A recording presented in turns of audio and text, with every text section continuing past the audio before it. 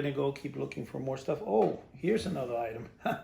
Again, just a box, but this is the Revel Pirate Ghost Ship. This ghost ship is still being sold today. You can still get it, but not in this type of boxes. It's hard to get this box anymore. But I remember when I saw this ghost ship, I really wanted it because of the artwork in the box, which is phenomenal. And I wanted it so bad, so I contacted the company, Revel, in Europe. And I remember the guy, he was phenomenal. The guy, whoever I spoke with, actually sent me 2 free, he sent me 2 free kits. I thought it was phenomenal, but anyway, I bought this one, and then the one that says, I think, Revel, I don't know if it was Germany or what, but I have a couple of this kits. Actually, this one, I built it.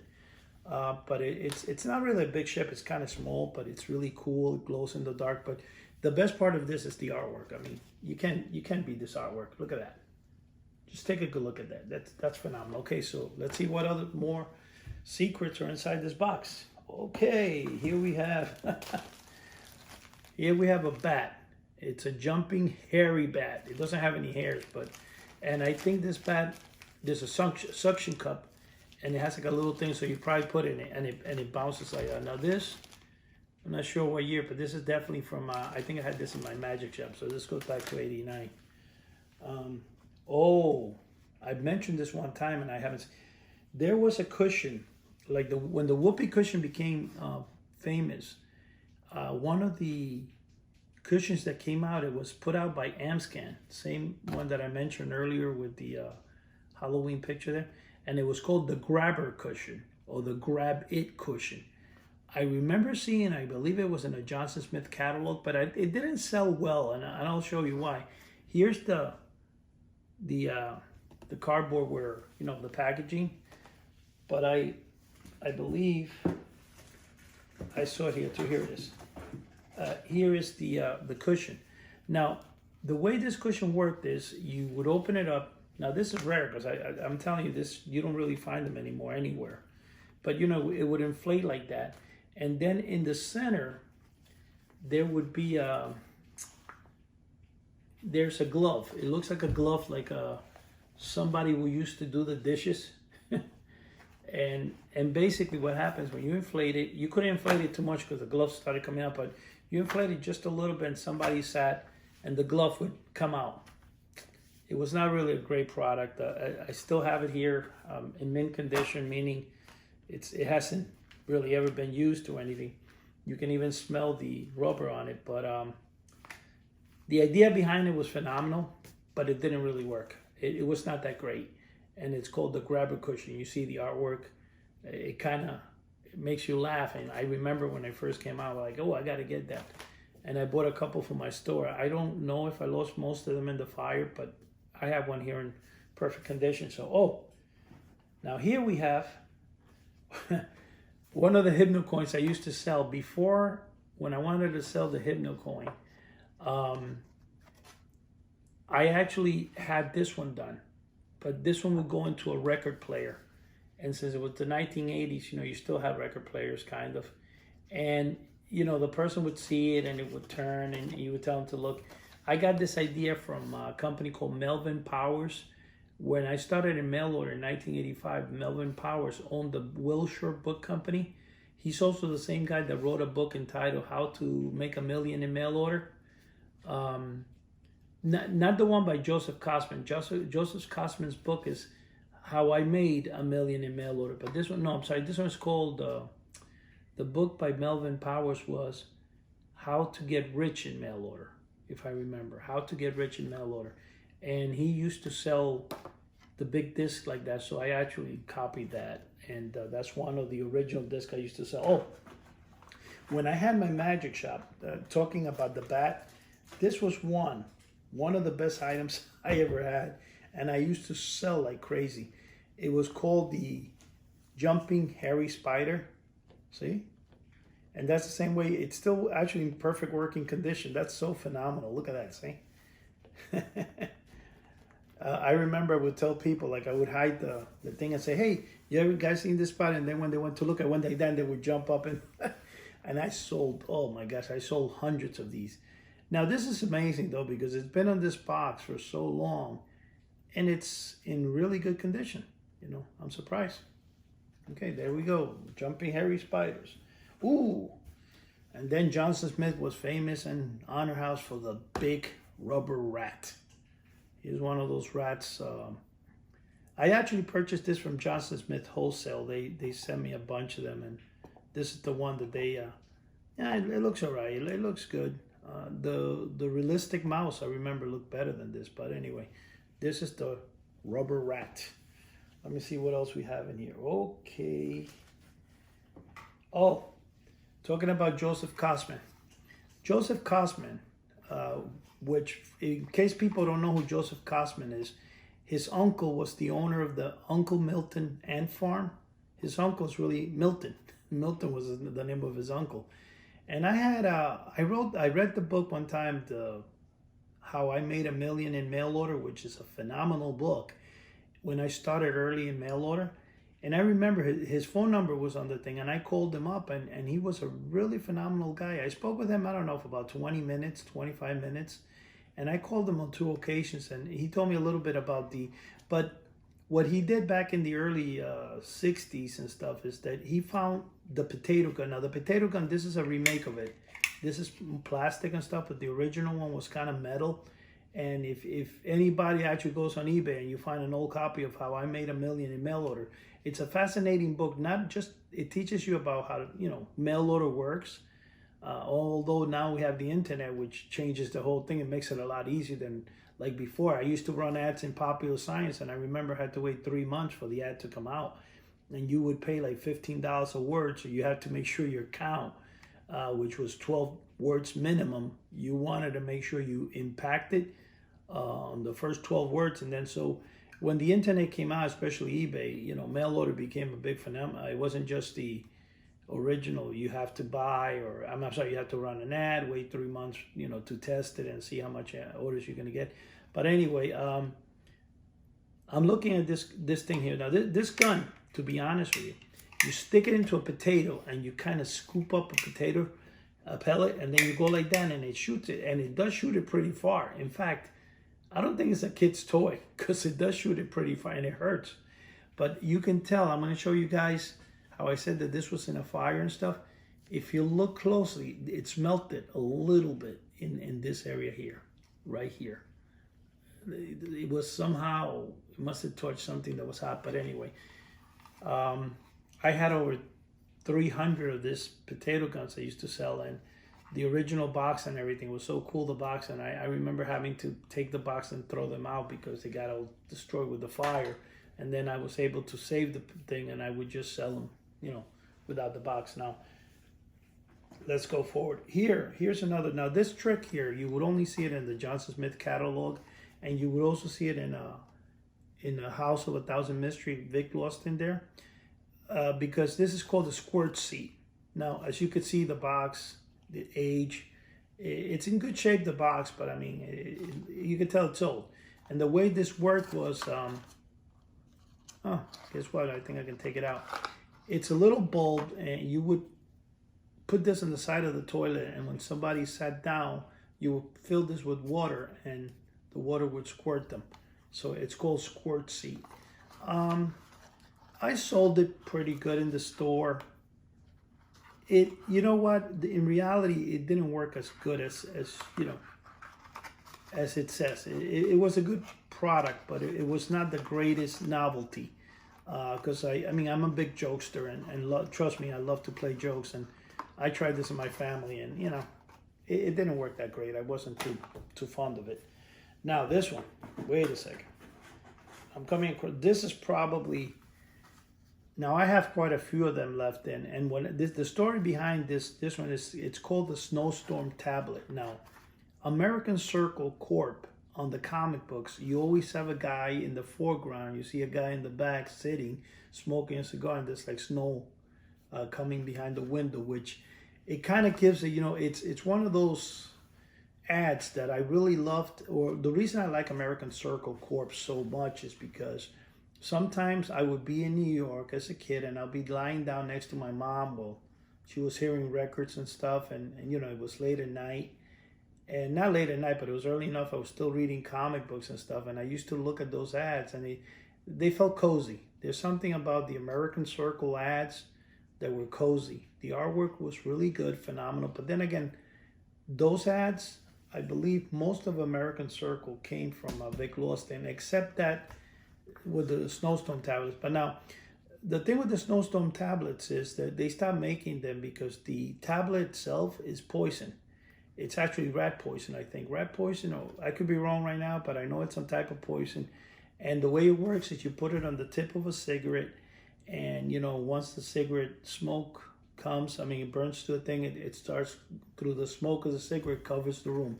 I did this joke many times. It's one of the best jokes I've ever played. It's phenomenal. The only thing, they're not available anymore. Some people still sell them on eBay for like $100 for, you know, it's crazy. But I have a bunch. They've asked me, but I won't sell them because they look like aspirin. If God forbid somebody gets hurt, it's not going to be because of me. But I do have a bunch of them because I used to sell them, and they're still, you know, I probably have, I don't know, 200 or 300 of those things because I have the card where it has like 40 or 50 of them in the card. So that's, the other famous one. Again, this one was mostly sold in American Circle. And Honor House used to sell this one all the time. Like the early Honor House 1970s ad, Dehydrated Worms. Now, all this really is, it's really like a sponge, but it's kind of like really, you know, when you add water to it, it starts expanding. This kind of works like those growing creatures that you buy in the stores, like in Toys R Us. It says grow your dinosaur, grow. It's not the same material though. This is more, I think the closest thing that you can say to this would be if you go to Trader Joe's today, they sell the sponges that are like flat, and then when you add water, it expands. This is kind of more like that, but it's Dehydrated Worms. Gotta tell you the truth, it's phenomenal idea. Not the greatest joke either. I can't say it was like fun. It didn't really, I've used it many times. I can't ever say any of the uses were any good. Now this one here, this is another joke that, again, it's good to sell. It's good for the ads and comic books. It was great and phenomenal for American Circle Corp, which they sold the most, and also Honor House and Johnson Smith, the bloody red soap. Now, the reason this soap is supposed to be like, you know, the person who washed their face, it says the more they wash, the redder they get. But the problem with the soap, if you look at it, it's old. This is an original packaging. In fact, this package is from Franco American Novelties, and this one here is, I think, might be Franco too. No, this is Creative Products. Franco was one of the companies that I used the most, so I have a lot of Franco. But this one here, the thing has fallen off, and you see there's like a red dye in the center of the soap.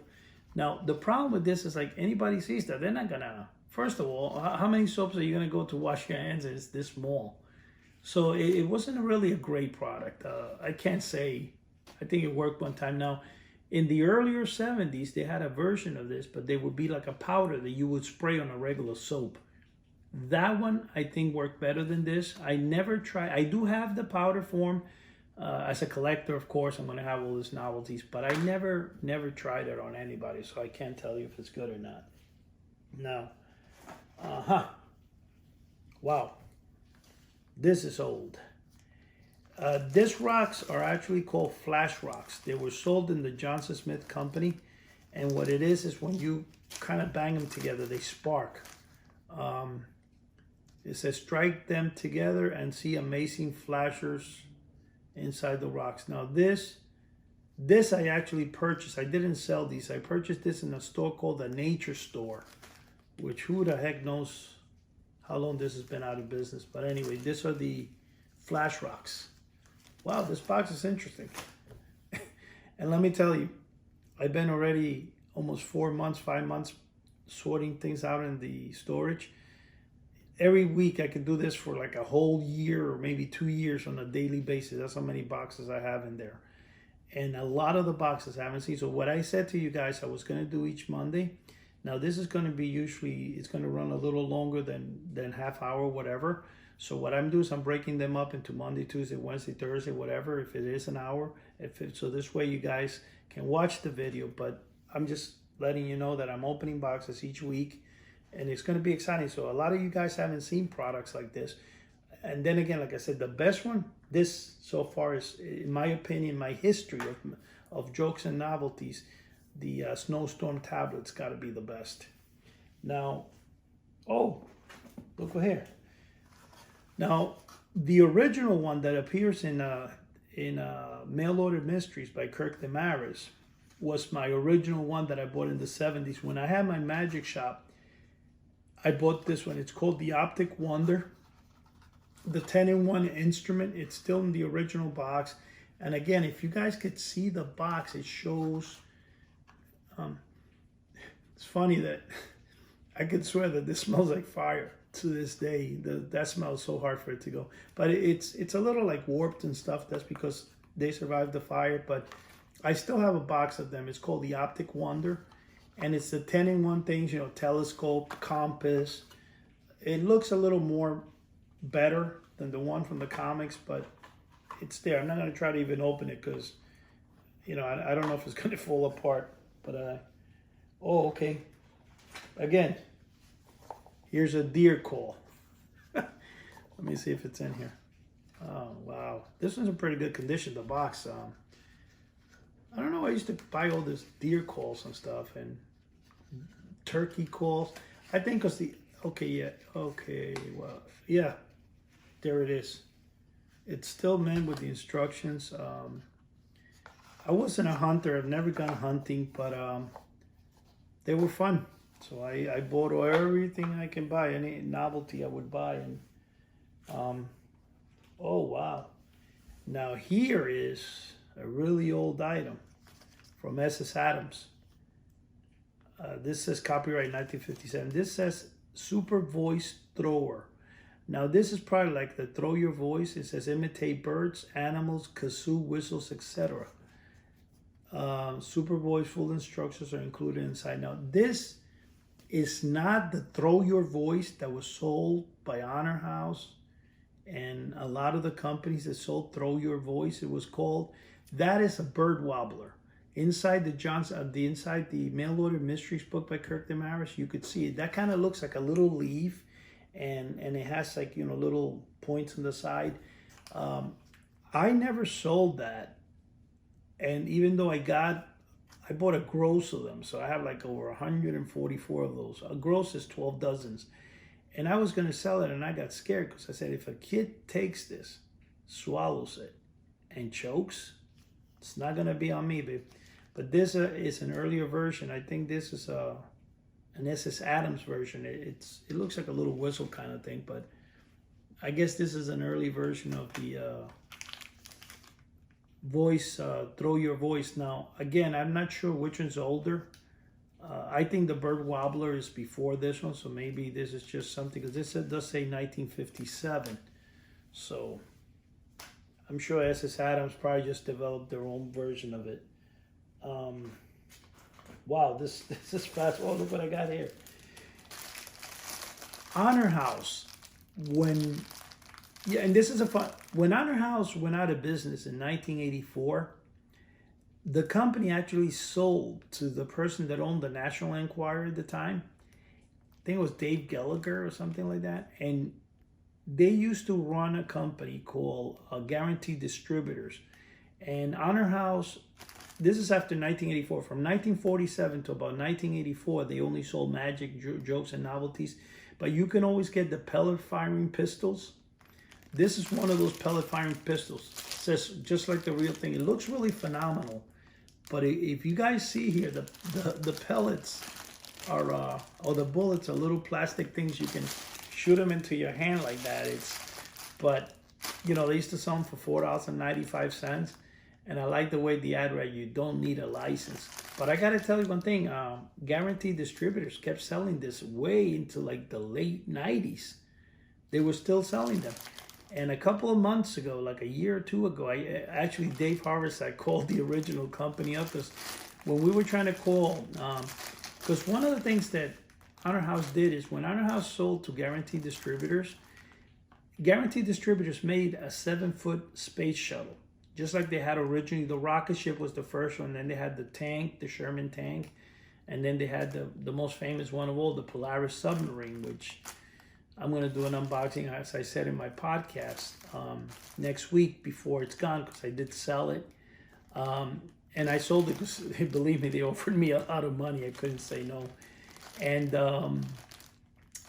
the whole thing is that, but before I sell it, like I said, I'm going to make, but they also made a space shuttle. And I had purchased 2 space shuttles in the 1990s, I think, or 80s. And in the fire, I lost them. One of them I built. Actually, I'm sorry, I purchased 3 of them. One I built and I threw in the garbage. Oh, what a mistake that was. Because it was huge.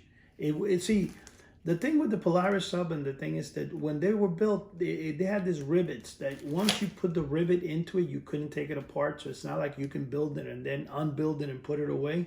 Once you build it, you have to throw it out or keep it there. And it was huge. The space shuttle had this giant wings that were like, it was 7 feet long, but the wings were huge. And I threw it out.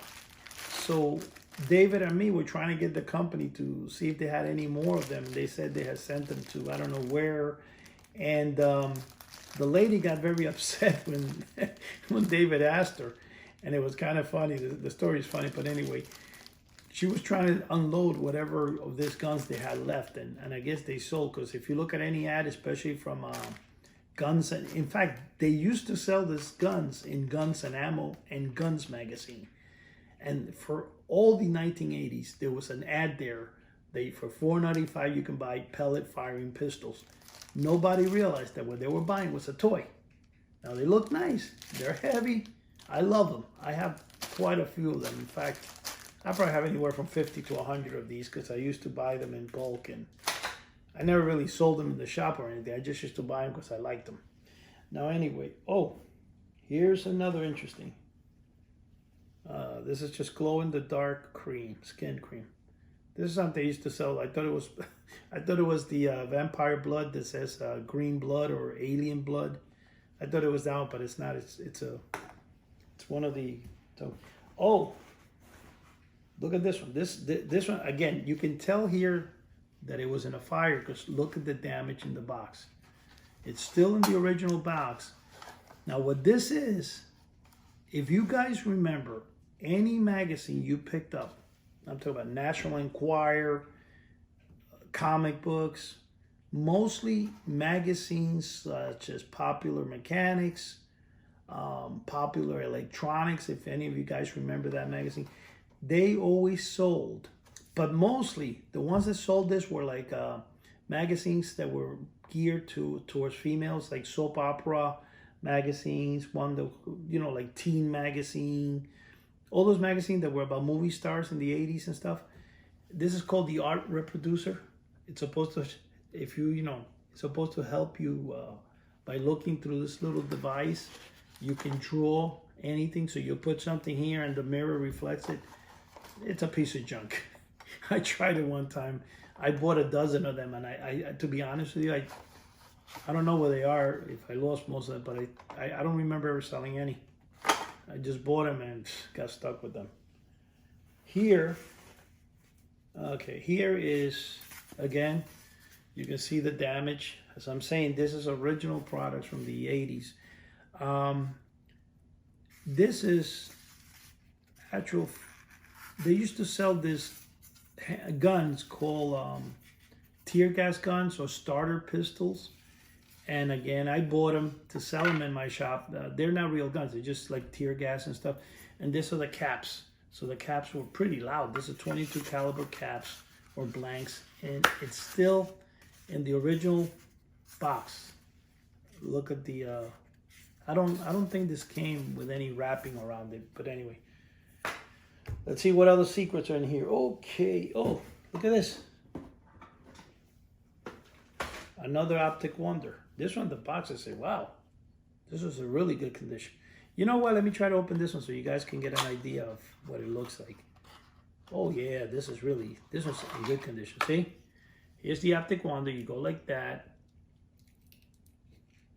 Gotta be careful because it is in good condition and stuff, but I don't want it to break.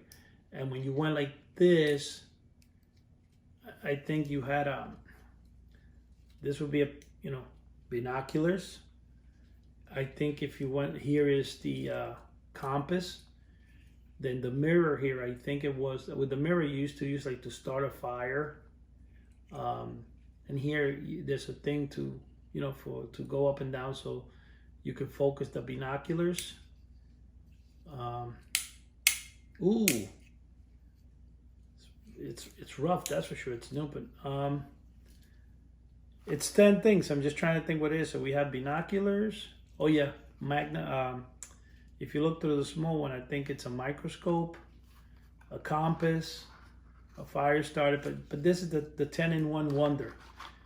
It was sold a lot in comic books and stuff, but this one is better made than the other one. The other one's a little more flimsy. That's the original, which it's mine is pictured inside Kirk Demarais' book. That's one of the ones. I have at least a couple of the original that I've acquired throughout the years.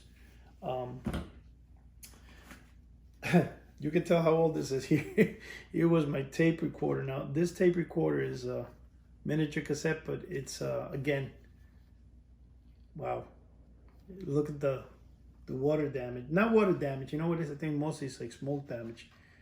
I wonder if you can probably even clean this up, but this is a micro cassette recorder. This box has a lot of, see what I'm saying, guys? I'm going to be opening boxes and I'm having fun finding the stuff that I haven't done.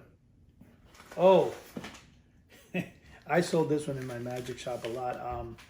This one is the Uncle Fester light bulb, but it's called the Atomic Lamp. And this one's actually glass. I used to sell it in my shop, but I guess see, it's actually glass. I don't know if this works, but the battery is actually built inside, and you're supposed to take a paper clip and you touch it from here to here. I don't have a paper clip to see if this even works. I doubt it, but this is the Atomic light bulb that was so famous. It was started with as the Uncle Fester light bulb. I think it was Pointer Products who put it out. I don't remember it. I could be wrong on that, so I mean, it's late at night. I'm trying to do this. I'm not, I got to look at the original one I have and see who made it, but I forgot right now, to be honest with you. This is an early version of the light stick. Now, this light stick, sometimes when you would go to Popular Science magazines, and I think Popular Science sold the most, they would show a guy holding a big glow-in-the-dark thing. It was actually one of those night sticks that you would break, and they became very popular but this is one of the originals, because I used to sell them through the mail, not in my shop, but when I started doing the mail order thing, I started doing that. Here is miniature ones, and this miniature ones, I actually got them because I was going to sell, like for the 7-foot ghost, I was thinking of putting these inside so the head of the ghost could glow, and I was going to come up with that version. So I bought a lot of these, but it was kind of like, it only lasted 8 hours and stuff, so I didn't want to, I just left the ghost with the glow-in-the-dark eyes. Welcome all you cool ghouls and friendly fiends to the House of the Unusual. Join the maestro of mail order mysteries, Eddie Guevara, and Joe Pavlasky from Crypt of Classics as they take you on a journey of magic, mystery, and vintage pop culture.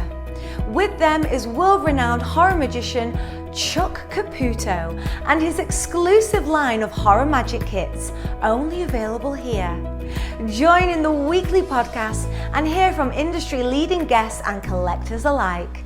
Subscribe to the YouTube channel for amazing videos. If that weren't enough, visit houseoftheunusual.com and connect on the free forum.